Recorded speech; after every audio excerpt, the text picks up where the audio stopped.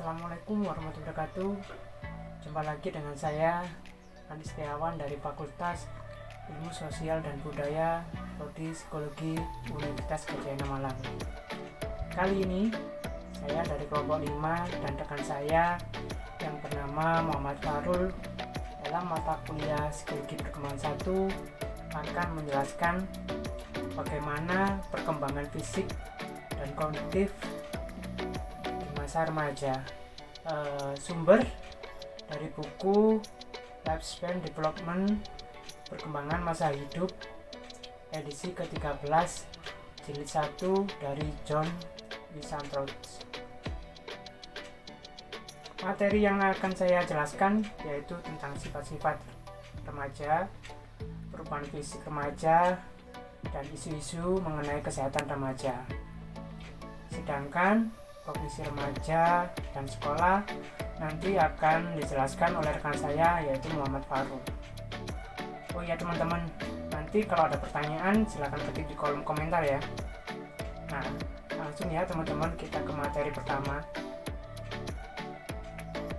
Di masa perkembangan anak-anak pertengahan dan akhir terjadi pertumbuhan fisik dengan laju yang lebih lambat daripada masa bayi dan masa kanak-kanak awal. Keterampilan motorik kasar menjadi semakin halus dan lebih terkoordinasi. Demikian pula dengan keterampilan motorik. Kemajuan yang signifikan terjadi pada perkembangan korteks prefrontal. Masa remaja adalah suatu periode transisi dalam rentang kehidupan manusia yang menjembatani masa kanak-kanak dengan masa dewasa. Nah, kemudian sifat-sifat remaja seperti halnya perkembangan yang berlangsung di masa kanak-kanak, perkembangan di masa remaja diwarnai oleh interaksi antara faktor-faktor genetik, biologis, lingkungan, dan sosial. Selama masa kanak-kanak, remaja menghabiskan ribuan jam untuk berinteraksi dengan orang tua, kawan-kawan, dan guru. Kini, tiba waktunya mereka dihadapkan pada perubahan biologis yang dramatis, pengalaman-pengalaman baru, serta tugas perkembangan baru. Relasi dengan orang tua dapat terwujud di dalam suatu bentuk yang berbeda dari sebelumnya. Interaksi dengan teman-teman menjadi lebih akrab. Pada masa ini, mereka juga mengalami pacaran maupun eksplorasi seksual dan kemungkinan melakukan hubungan seksual. Cara berpikir remaja menjadi lebih abstrak dan idealistik. Perubahan tubuh yang terjadi memicu minat terhadap citra tubuh. Ada suatu masa yang cukup lama di mana orang bertanya-tanya mengenai bagaimanakah remaja-remaja itu nantinya. Masa remaja merupakan masa bergolak yang diwarnai oleh konflik dan perubahan suasana hati. Pada umumnya, remaja merasa bahagia, menikmati hidup, memandang dirinya mampu melatih kendali diri, menghargai kerja dan sekolah, kemudian mengekspresikan keyakinan sehubungan dengan seksualitasnya. Kemudian memiliki perasaan yang positif terhadap keluarga dan merasa mampu mengatasi tekanan hidup. Menjadi dewasa tidak pernah mudah. Namun demikian, remaja tidak dipandang sebagai masa pemberontakan, krisis, penyakit, dan pembangkangan. Pandangan yang lebih akurat tentang remaja mendeskripsikannya sebagai masa evaluasi, pengambilan keputusan, komitmen, dan mengukir tempat kita di dunia. Sebagian besar masalah remaja saat ini bukanlah pada diri mereka sendiri. Apa yang dibutuhkan oleh remaja adalah akses terhadap berbagai kesempatan dan dukungan jangka panjang dari orang dewasa yang mengasihi mereka. Kemudian, sikap masyarakat yang umum yang terbentuk terhadap remaja dapat merupakan hasil kombinasi dari pengalaman pribadi, kemudian gambaran yang diberikan oleh media, maupun gambaran objektif mengenai perkembangan remaja yang normal yang diberikan oleh sumber lain. Kecenderungan untuk langsung mengasumsikan hal-hal yang buruk mengenai remaja umumnya terkait dengan memori singkat dari para orang dewasa tersebut. Banyak orang dewasa yang menakar persepsinya terhadap remaja berdasarkan ingatan mereka mengenai pengalaman mereka sendiri ketika remaja. Para orang dewasa kini menganggap remaja sebagai sosok yang lebih bermasalah, kurang rasa hormat, lebih memikirkan diri sendiri, lebih asertif, dan lebih berjiwa petualang dibandingkan generasi mereka. Meskipun demikian, pendapat itu sebenarnya berkaitan dengan cita rasa dan tata krama. Dalam pandangan orang dewasa, anak muda dari setiap generasi agaknya cenderung terlihat radikal, lemah, dan berbeda dari mereka dulu. Berbeda dalam hal penampilan, tingkah laku, musik yang disukai, kemudian model rambut, dan pakaian yang dikenakan. Meskipun demikian, mencampur adukan antara antusias remaja dalam mencoba identitas baru dengan kegemaran remaja untuk bertindak kasar yang diwujudkan melalui sikap memusuhi standar orang tua dan masyarakat merupakan hal yang keliru. Memerankan sesuatu dan mencoba-coba adalah usaha-usaha yang dilakukan remaja agar dapat diterima dan tidak ditolak oleh orang tua dengan nilai-nilainya. Sebagian besar remaja mencoba melakukan negosiasi berkaitan dengan waktu yang dibutuhkan untuk akhirnya berhasil menjadi seorang dewasa yang matang. Namun, cukup banyak juga yang tidak berhasil. Perbedaan etnik, budaya, gender, sosial ekonomi, usia, dan gaya hidup mempengaruhi perlintasan hidup aktual dari setiap remaja. Mulai muncul beberapa potret remaja yang berbeda, tergantung dari kelompok remaja yang sedang diteliti. Remaja yang hidup di zaman sekarang dihadapkan pada berbagai pilihan gaya hidup yang ditawarkan melalui media. Dan kini banyak remaja yang tergoda untuk menggunakan obat terlarang dan melakukan aktivitas seksual di usia yang sangat dini. Terdapat begitu banyak remaja yang tidak memperoleh kesempatan dan dukungan yang memadai dalam proses menjadi orang dewasa yang kompeten. Nah, kemudian saya akan masuk ke materi perubahan fisik pada remaja ya. Perubahan yang tercakup dalam pubertas, demikian juga perubahan pada otak dan seksualitas di masa remaja. Materi yang pertama, poin yang pertama adalah pubertas. Pubertas tidak sama dengan remaja. Maksudnya apa? Bagi sebagian besar dari kita, masa pubertas berakhir jauh sebelum masa remaja berakhir. Meskipun masa pubertas merupakan awal penting yang menandai masa remaja. Pubertas itu adalah sebuah periode di mana kematangan fisik berlangsung cepat, yang melibatkan perubahan hormonal dan tubuh, yang terutama berlangsung di masa remaja awal.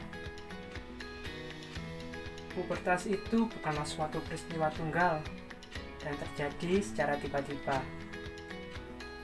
Kita mengetahui waktunya seorang anak laki-laki atau perempuan akan memasuki masa pubertas. Meskipun sulit menentukan awal dan akhir masa pubertasnya, perubahan yang paling terlihat jelas di masa ini adalah terdapatnya tanda-tanda kematangan seksual serta pertambahan tinggi dan berat tubuh. Ini menemukan urutan perkembangan karakteristik pubertas pria. Meningkatnya ukuran penis dan testis, keluarnya rambut, kemaluan yang lurus, perubahan sedikit pada suara, kemudian ejakulasi pertama, munculnya rambut, kemaluan yang kaku. Terjadinya pertumbuhan maksimal, tumbuhnya rambut di ketiak, perubahan suara yang lebih terlihat jelas, dan pertumbuhan rambut di wajah. Sedangkan pada perempuan masa pertama ya, payudara membesar atau rambut kemaluan muncul, tumbuhnya rambut di ketiak tambah tinggi, serta pinggulnya melebar melebihi bahunya. Menstruasi pertama pada wanita berlangsung lebih akhir dalam siklus pubertas. Awalnya siklus menstruasi mereka mungkin sangat tidak teratur.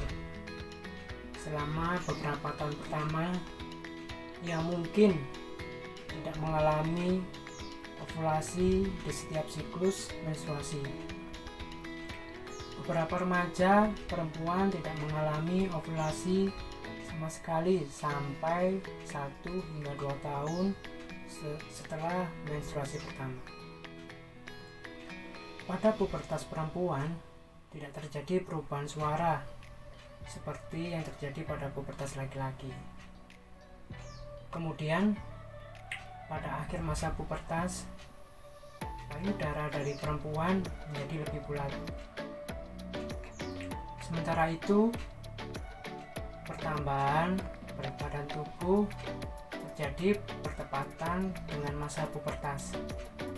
Di awal remaja perempuan cenderung lebih berat dibandingkan dengan remaja laki-laki. Meskipun demikian, pada usia 14 tahun, berat tubuh remaja laki-laki melampaui berat tubuh remaja perempuan.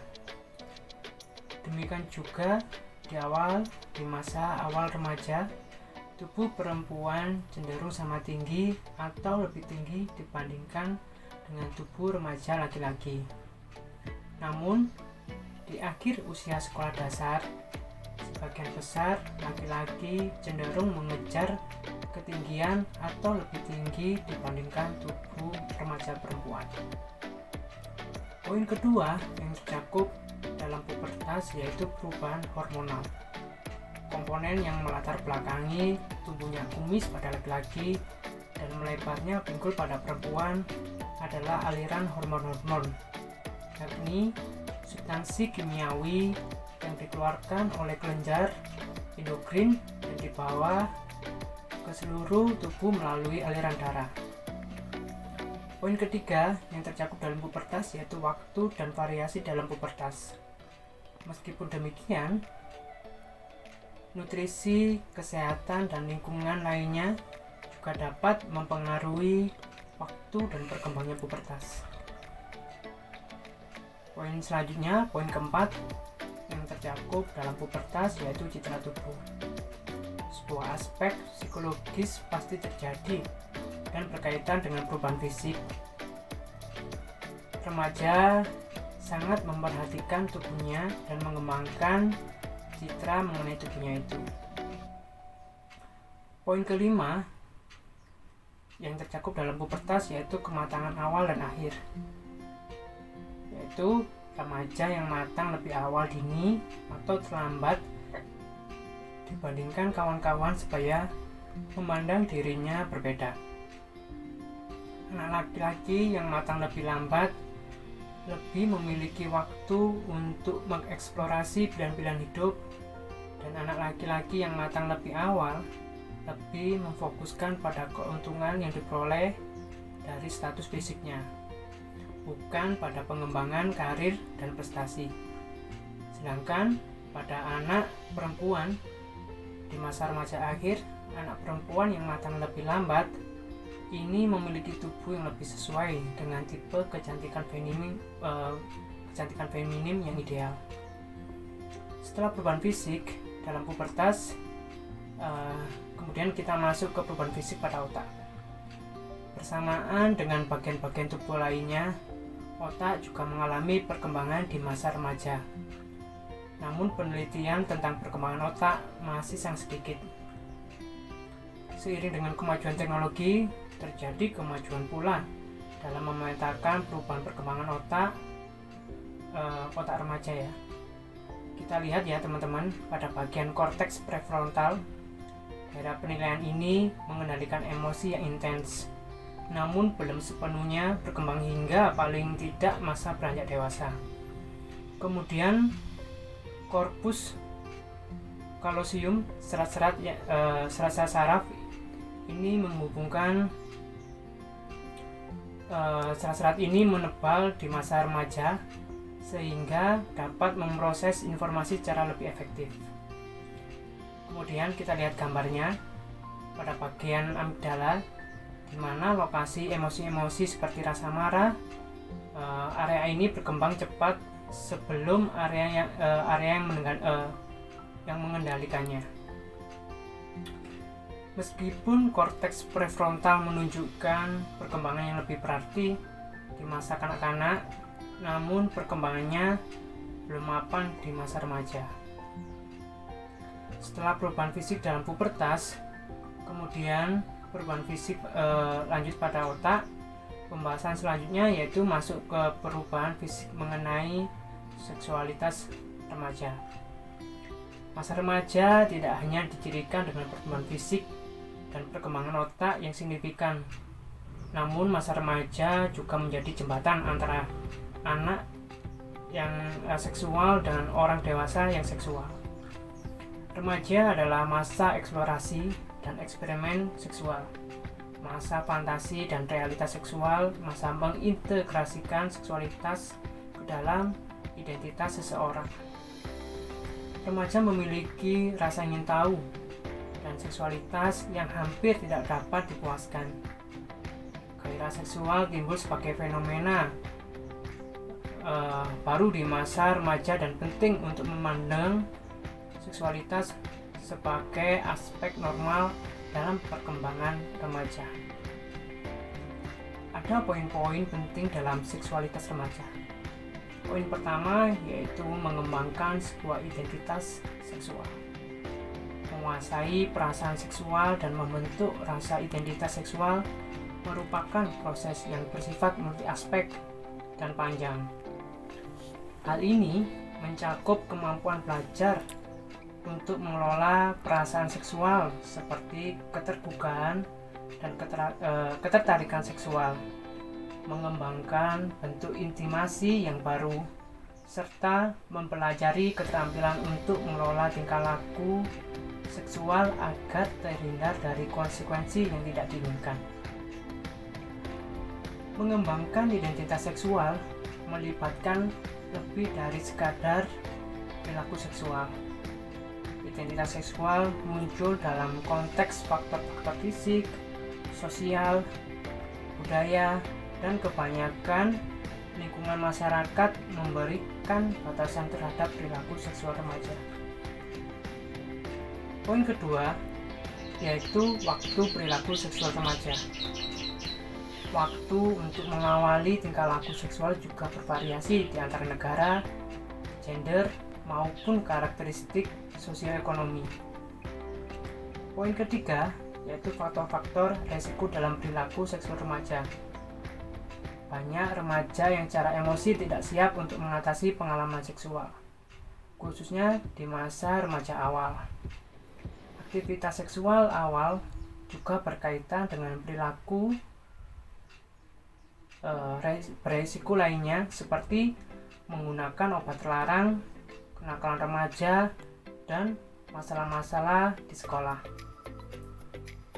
Faktor-faktor resiko lainnya seperti meliputi faktor-faktor kontekstual seperti faktor status sosioekonomi, keluarga atau pengasuhan orang tua, rekan sebaya, dan prestasi akademik. Poin keempat yaitu penggunaan kontrasepsi. Aktivitas seksual mengandung resiko apabila tidak disertai dengan perlindungan yang memadai. Remaja menghadapi dua macam resiko: kehamilan yang tidak disengaja atau tidak diinginkan dan terkena infeksi yang ditularkan secara seksual. Kedua resiko ini dapat dikurangi secara signifikan jika menggunakan alat kontrasepsi. Poin kelima yaitu infeksi yang ditularkan secara seksual. Sejumlah alat kontrasepsi seperti pil untuk mengendalikan kehamilan atau kontrasepsi implan tidak dapat melindungi seseorang terhadap infeksi yang ditularkan secara seksual.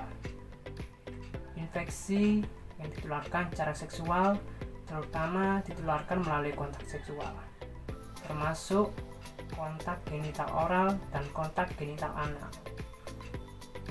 Poin keenam yaitu kehamilan pada remaja. Berdasarkan hasil perbandingan lintas budaya, Amerika Serikat tetap menjadi salah satu negara yang memiliki rata-rata tertinggi dalam hal kehamilan dan melahirkan oleh remaja di antara negara-negara industri. Meskipun telah terjadi penurunan pada tahun 1990-an. Akibatnya, kehamilan remaja menciptakan risiko kesehatan baik pada bayi maupun ibu. Bayi yang dilahirkan oleh ibu yang masih remaja cenderung memiliki bobot yang rendah. Ini merupakan faktor utama yang menyebabkan kematian pada bayi maupun masalah-masalah neurologis dan penyakit pada bayi. Ibu yang masih remaja seringkali putus sekolah, meskipun ada di antara mereka yang melanjutkan sekolahnya di kemudian hari. Secara ekonomi, mereka biasanya tidak dapat menyusul para wanita yang menunda memiliki anak hingga usia 20-an. Salah satu strategi yang dapat dilakukan untuk mengurangi kehamilan di kalangan remaja yaitu berfokus untuk melibatkan remaja menjadi sukarelawan dalam layanan komunitas dan diskusi stimulasi yang membantu remaja memahami pelajaran yang diperoleh melalui kegiatan itu. Setelah saya sudah menjelaskan tentang sifat-sifat remaja, kemudian perubahan fisik dalam masa remaja, pembahasan selanjutnya tentang isu-isu mengenai kesehatan remaja. Nah, menurut sebagian besar ahli kesehatan remaja terutama tergantung pada perilaku mereka sendiri. Untuk meningkatkan kesehatan remaja, orang dewasa sebaiknya meningkatkan perilaku yang dapat meningkatkan kesehatan remaja seperti mengkonsumsi makanan yang bergizi, olahraga, mengenakan sabuk pengaman dan cukup tidur, serta mengurangi perilaku yang dapat membahayakan kesehatan seperti penyalahgunaan obat, melakukan kekerasan, melakukan hubungan seks tanpa pelindung, dan mengemudi secara ceroboh. Kita masuk kepada kesehatan remaja ya. Masa remaja merupakan masa kritis untuk mengembangkan perilaku yang relevan terhadap kesehatan. Banyak perilaku yang berkaitan dengan buruknya kebiasaan dan kematian dini di masa dewasa dimulai ketika remaja. Sebaliknya, pola perilaku sehat seperti rutin berolahraga serta mengonsumsi makanan dengan kandungan lemak dan kolesterol yang rendah tidak hanya berdampak langsung terhadap kesehatan.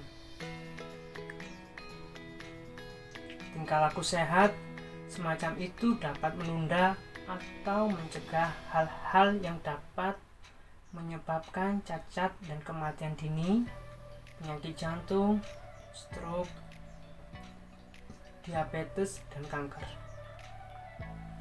Poin pertama dalam kesehatan remaja yaitu pentingnya nutrisi dan olahraga. Masalah nutrisi dan olahraga di masa remaja menjadi perhatian yang serius. Banyak remaja saat ini yang sangat mengandalkan makanan cepat saji yang menyumbang tingginya tingkat lemak dalam diet mereka.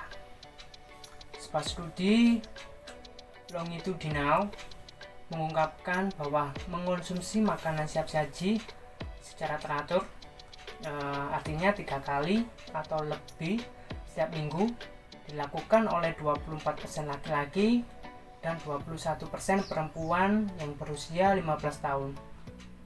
Ketika beranjak dewasa, remaja cenderung semakin kurang aktif. Olahraga terkait dengan sejumlah hasil fisik yang positif terhadap remaja. Salah satunya adalah bahwa olahraga secara teratur berdampak positif terhadap status berat badan remaja. Hasil positif lainnya dari olahraga adalah penurunan tingkat trigliserida atau tekanan darah, kemudian serta diabetes jenis 2. Menonton televisi dan menggunakan komputer dalam waktu yang lama dapat mengakibatkan rendahnya kebugaran fisik remaja. Sebagai contoh, sebuah studi terbaru mengungkap bahwa semakin sering remaja menonton televisi dan menggunakan komputer, semakin sedikit mereka akan melakukan olahraga secara teratur. Kemudian, poin kedua yang mempengaruhi kesehatan remaja adalah pola tidur. Seperti halnya nutrisi dan olahraga, tidur memiliki dampak yang sangat besar terhadap kesehatan seseorang. Remaja yang tidak cukup tidurnya adalah misalkan 8 jam atau kurang pada hari sekolah cenderung merasa mudah lelah atau mengantuk, lebih mudah tersinggung dan berubah perasaannya, tertidur di sekolah, depresi, dan meminum minuman berkafein dibandingkan rekannya yang cukup tidur. Kemudian kekurangan tidur ini akan berusaha dibayar pada akhir minggu oleh remaja tersebut. Peneliti juga menemukan bahwa remaja yang lebih tua cenderung lebih mengantuk sepanjang hari dibandingkan remaja yang lebih muda. Mereka berteori bahwa rasa ngantuk ini bukanlah akibat dari tekanan pekerjaan sekolah atau sosial. Alih-alih, penelitian itu menyimpulkan bahwa jam biologis remaja mengalami pergeseran ketika mereka semakin dewasa, sehingga menunda periode terjaga sekitar 1 jam. Pergeseran waktu dalam pelepasan hormon melatonin pada malam hari, yaitu hormon yang membuat tidur yang diproduksi oleh kelenjar pineal, agaknya mempengaruhi penundaan waktu tidur ini ya. Melatonin dikeluarkan sekitar pukul 9:30 malam pada remaja yang lebih muda, sedangkan pada remaja yang lebih tua sekitar 1 jam kemudian. Kemudian ada beberapa penyebab utama kematian di kalangan remaja, yaitu kecelakaan, pembunuhan, dan bunuh diri. lebih dari setengah kematian remaja berusia 15 hingga 24 tahun ini disebabkan oleh kecelakaan, yang sekitar 3/4-nya disebabkan oleh kecelakaan kendaraan bermotor. Kebiasaan mengemudi yang ceroboh seperti melampaui batas kecepatan, tidak menjaga jarak, serta mengemudi di bawah pengaruh alkohol atau obat-obatan menjadi penyebab utama kecelakaan dibandingkan kurangnya pengalaman. Pembunuhan merupakan penyebab terbesar kedua dari kematian remaja. Kemudian, rata-rata bunuh diri di kalangan remaja meningkat 3 kali lipat sejak tahun 1950-an. Isu-isu mengenai kesehatan remaja selanjutnya adalah mengenai penggunaan dan penyalahgunaan narkoba. Kecenderungan yang cukup mengkhawatirkan akhir-akhir ini adalah penggunaan obat penawar rasa sakit di kalangan remaja. Obat-obatan ini digolongkan ke dalam kelompok obat yang disebut narkotika dan memiliki sifat yang sangat adiktif. Dalam survei nasional ini terungkap bahwa 9% remaja menyatakan bahwa mereka telah menyalahgunakan obat batuk agar dapat memiliki perasaan tanda kutip melayang. Kemudian para remaja menyatakan bahwa lemari obat orang tua atau kawan mereka sebagai sumber utama untuk memperoleh obat penawar rasa sakit itu. Poin yang sangat penting adalah peran perkembangan orang tua, kawan sebaya, dan pendidikan. Diperlukan perhatian khusus kepada remaja yang mulai menggunakan obat terlarang di awal masa remajanya atau bahkan di masa kanak-kanak. Orang tua berperan penting dalam mencegah remaja untuk menyalahgunakan obat. Keberhasilan pendidikan pun menjadi penyangga yang kuat terhadap timbulnya masalah obat-obatan pada masa remaja. Isu-isu mengenai kesehatan remaja yang terakhir adalah mengenai gangguan pola makan. Ini ada 2 ya. Yang pertama, anoreksia nervosa adalah gangguan pola makan dengan ciri-ciri selalu berusaha untuk kurus yang dilakukan dengan cara menahan lapar. Anoreksia nervosa merupakan sebuah gangguan yang serius yang dapat menyebabkan kematian. 3 karakteristik utama penderita ini. Yang pertama, memiliki berat tubuh kurang dari 85% orang yang disebut normal, dilihat dari usia dan tinggi tubuh. Yang kedua, memiliki ketakutan yang intens terhadap penambahan berat tubuh. Dan yang ketiga, memiliki gambaran yang salah mengenai bentuk tubuhnya. Anoreksia nervosa biasanya dimulai di awal hingga pertengahan masa remaja. Anoreksia nervosa 10 kali lebih banyak dialami oleh wanita dibandingkan pria. Setelah anoreksia nervosa ada juga yang namanya bulimia nervosa. Jika penderita anoreksia mengendalikan makannya dengan sangat ketat, sebagian besar penderita bulimia tidak dapat mengendalikannya. Bulimia nervosa adalah gangguan makan di mana individu secara konsisten mengikuti pola makan berlebih dan membersihkannya, atau bisa dikatakan dimuntahkan. Habis makan berlebih dia muntahkan lagi. Para penderita bulimia nervosa ini makan terus-menerus, kemudian mengosongkan perut dengan cara membuat dirinya muntah-muntah atau menggunakan obat pencuci perut.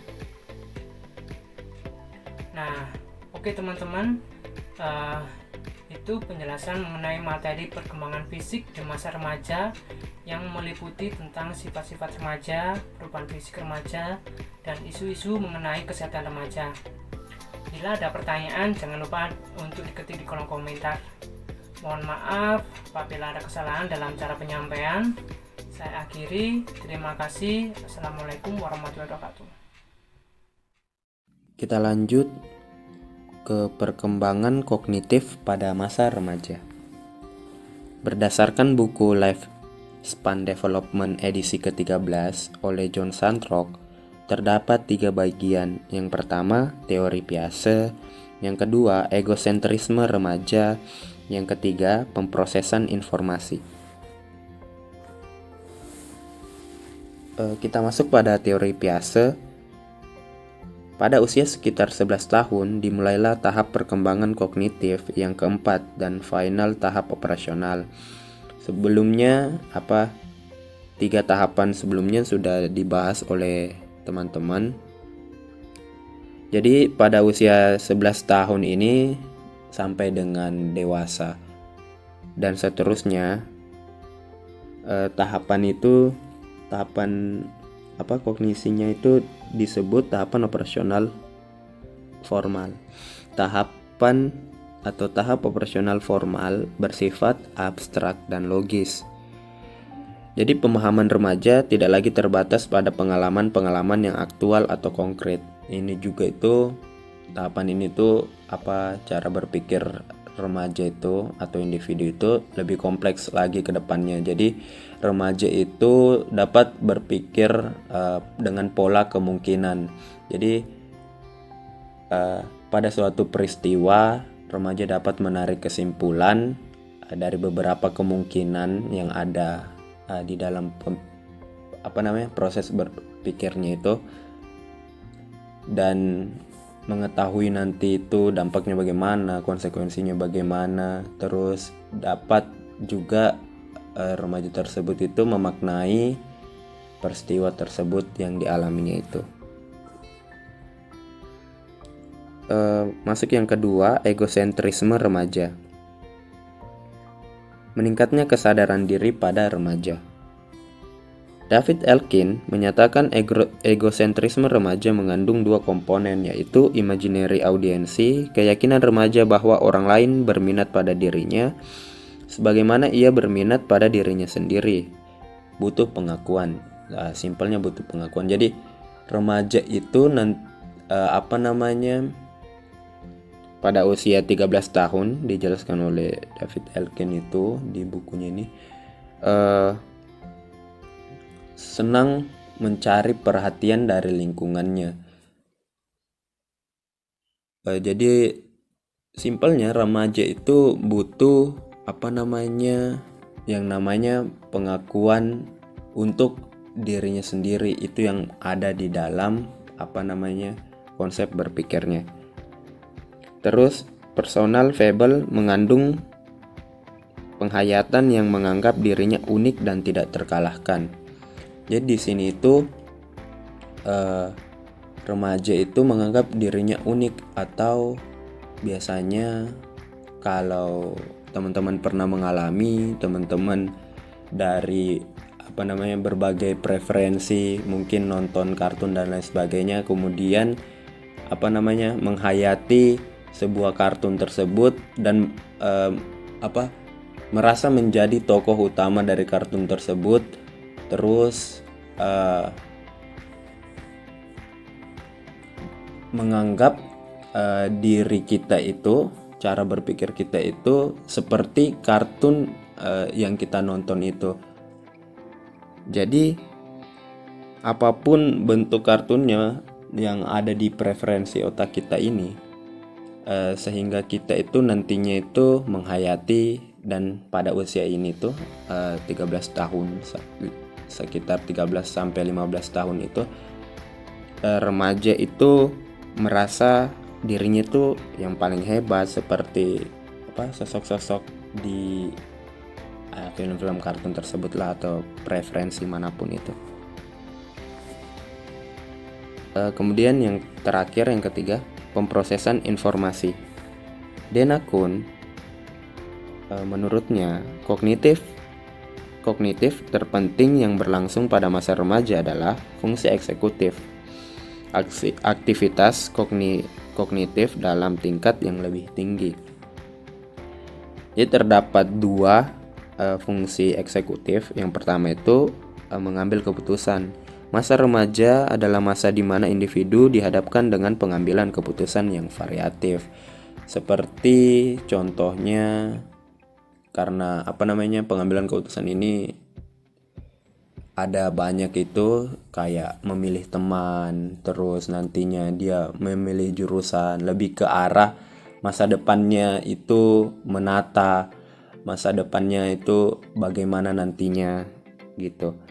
Kemudian berpikir kritis. Peningkatan berpikir kritis di masa remaja dapat mencakup yang pertama, meningkatnya kecepatan otomatisasi kapasitas dalam memproses informasi.